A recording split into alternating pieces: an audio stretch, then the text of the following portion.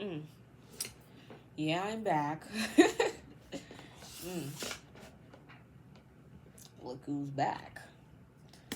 Yes, it's me. I'm back. Well, that was a nice little breaky break over the weekend, which I partially enjoyed, partially did not.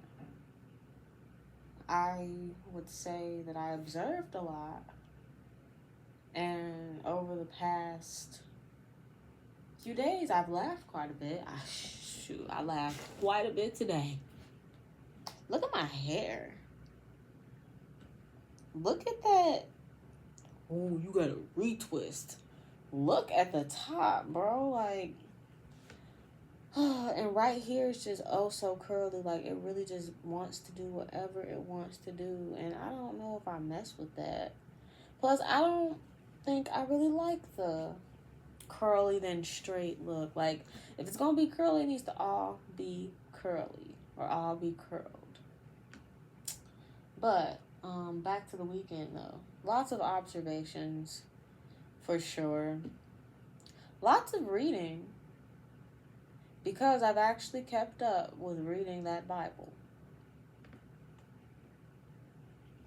The interpretation of it all, I will say, is just different. And I got to have some nice conversations about just questions that I had about it.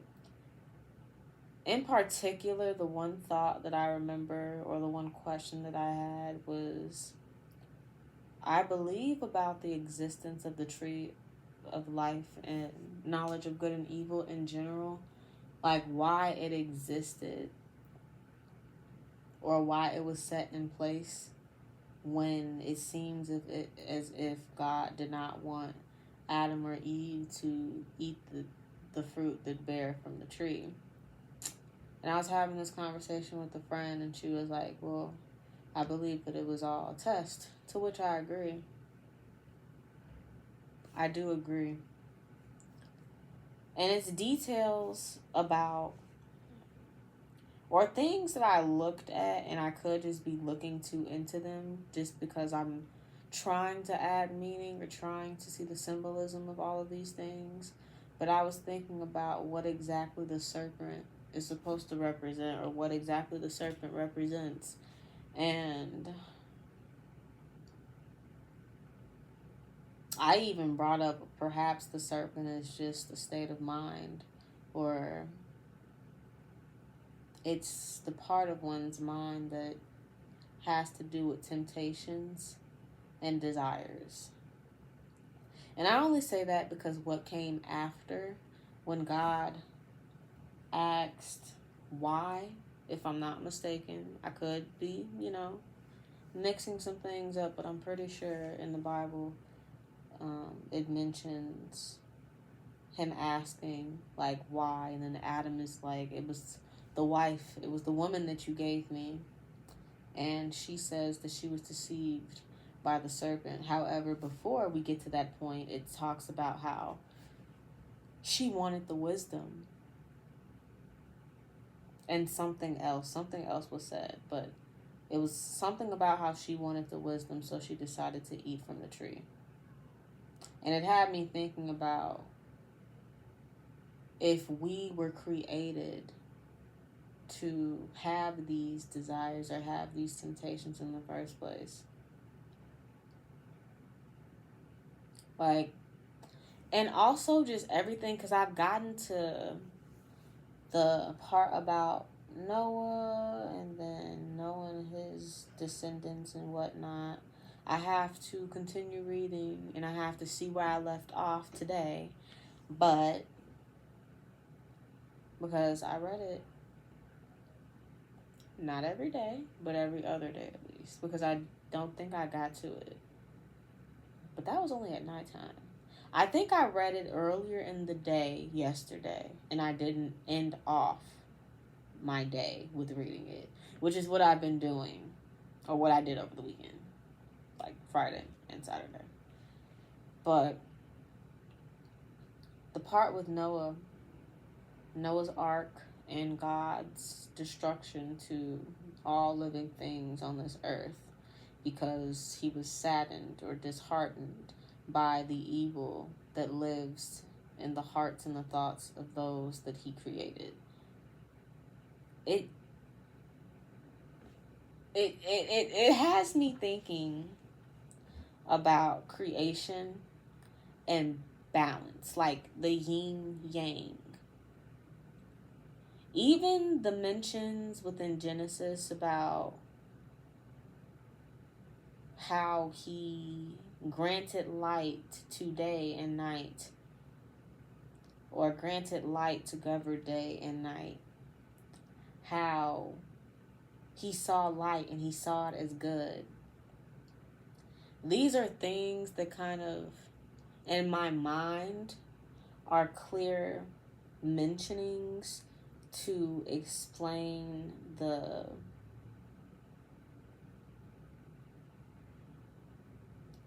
in my mind, the need for balance in this life, how life has an equal counter.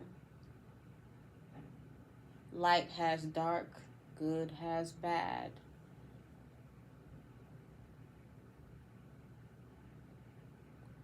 And in my thoughts about that, I was thinking about the fact that God created us. And that thought has me thinking, okay, from what I've heard, and also I'm not far in this. So I'm granting myself, I don't care about, I care about different perspectives because some people are more religiously knowledgeable about all of this. And I'm choosing to not enter the church to read this. I'm choosing to read this because I want to read this. And I feel like it will give me a better background, and just I need the interpretation to understand more about God and to also deepen my own relationship with them. I don't feel like that requires the church, although I will say that I understand as a community, like the community aspect of church, the community learning aspect of church. I'm just choosing to go about this on my own as of right now. But to get back on point though, and like I said, I'm not far, therefore I don't know the rest. I'm reading and noting. I'm reading and asking questions. I'm reading and making comments or adding my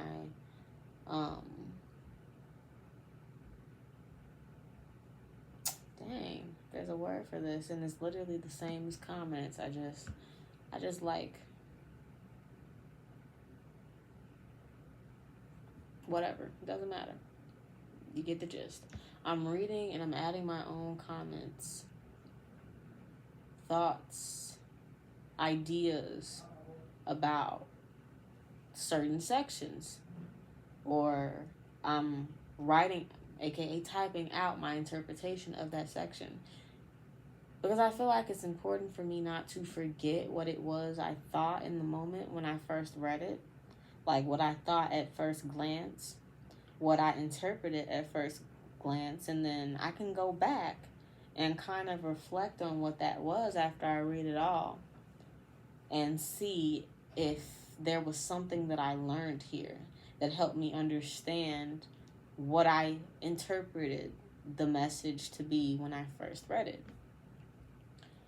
What have I learned since I first saw, or since seeing this portion of it, since or after I read it? Hopefully that made sense. But back to the point, right? God created all. God created humans. Now, my question is, did he create humans and create the nature of humans? Or did he just create humans? And I feel that mentioning that he made us in his image is a very important thing to include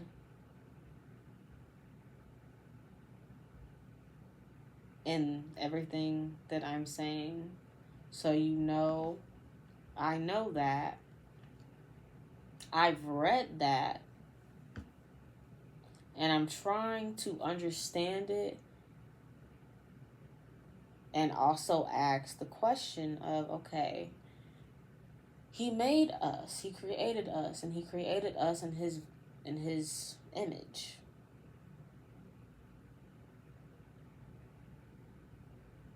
Yet we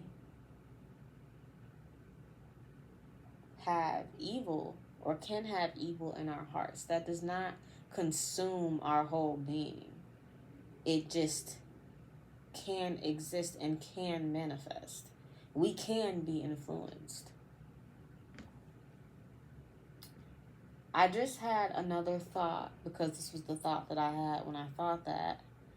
And it was the thought about the tree of life and knowledge of good and evil in general, and how perhaps this is just the consequence of eating the fruit that bear from that tree. Perhaps this is the consequence of that. Perhaps eating that fruit not only granted us sight, but granted us the choice to be evil or not, or to do evil or not. Because to do evil, I'm not sure is to be evil. Good people have the capacity to do bad things. So that's my understanding of that. Right now, I'm going to stop with that. Right now. I'm not going to say I'm hurting my head. I'm just going to say I want to read it and see what I think at second glance, despite not reading everything yet. But yes, that is a question that I do have. You made us in your image.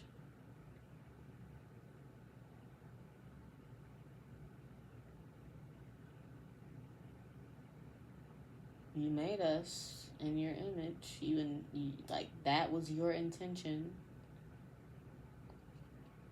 And the tree of life exists. The tree of knowledge of good and evil exists. And going back to like that conversation that me and my friend had about it, and how it was essentially a test, makes me think that this was kind of orchestrated in the first place, or God knew what was likely to happen.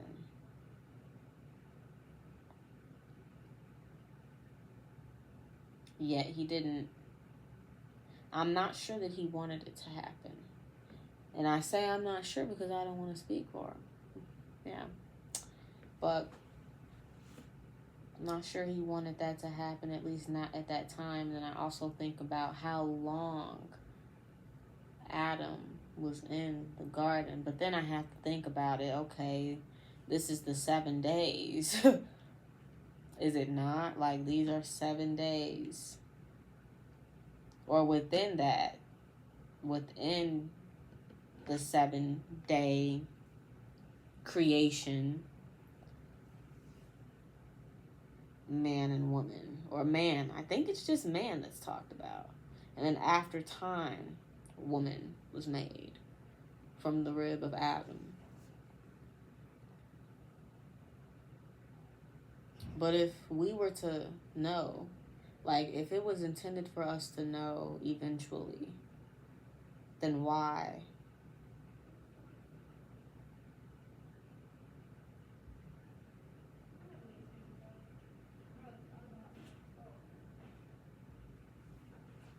Well, actually, I don't have that thought about that. Because the why has to do with, well, I was going to say then why did we receive consequence for that? Yet you have to remember that there was an order or there was a restriction placed on the tree in the first place. And when you do something, when you act, when you're not obeying something, there is a reaction. But I also wonder, like, as a whole, what does the Bible teach people about obedience and disobedience? And what trend does that follow? What historical trend does that follow or align with? Like, in what ways has the way in which the Bible teaches obedience and such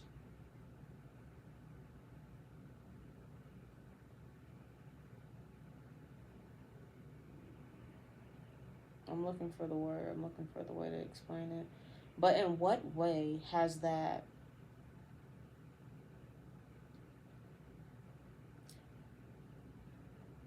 influenced the way in which we go about granting consequences to what it is we see as disobedient or evil, or even just things within people's lifestyles, like the way in which you eat, the way in which you dress? In what way do religious texts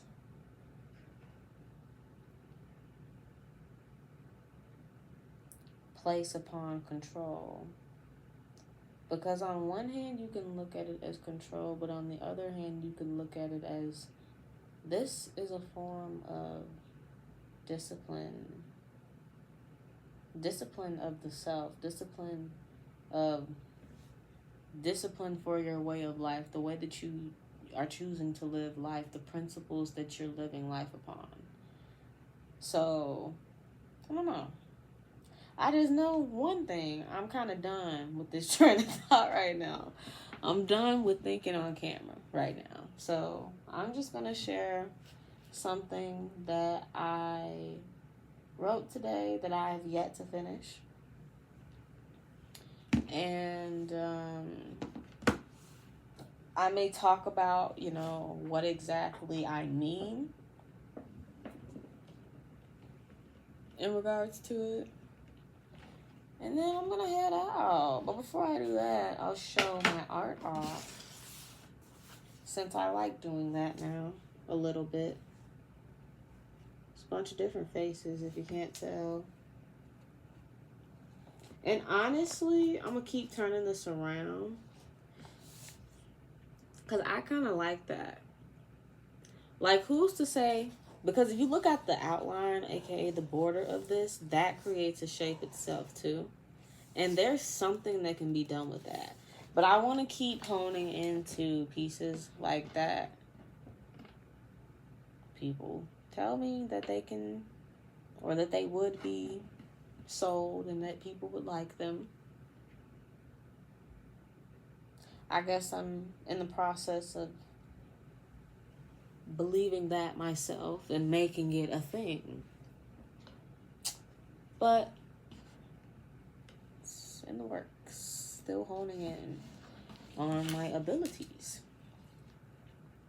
But to get right to it, let's read the works. It's not titled. It's not my job to mend anything, just like it's not my job to care. Yet I sit with these feelings of care and I want to make do on them, to put them to use without overstepping boundaries, to use my knowledge on what a boundary actually is and how I can put those into place, how I can move mountains with my voice and thought alone, mountains of fractured levels of expression. And I think I want to continue that on and kind of like add on to what the mountain of fractured expression may look like or what it may feel like. How does it feel like inside? What is your mountain? What mountain are you climbing? Like something like that. I'm not sure yet though. But I released that because I was feeling some type of way about a certain situation. And honestly, it helped me release a little bit. And I feel like I released quite a bit throughout the day as well. My laughter released quite a bit today. My tears released quite a bit today. It was a very big day of release, to be honest. Which I'm content with. Very content. I got to talk to new people and express myself with new people, which is different because I'm not always exposed to new people in a way where I'm interacting with them. I'm exposed technically to new people or to strangers every day because I live on campus. I live on a campus. But that doesn't mean I have to speak to them. But yeah. So that's it. I'll be back tomorrow.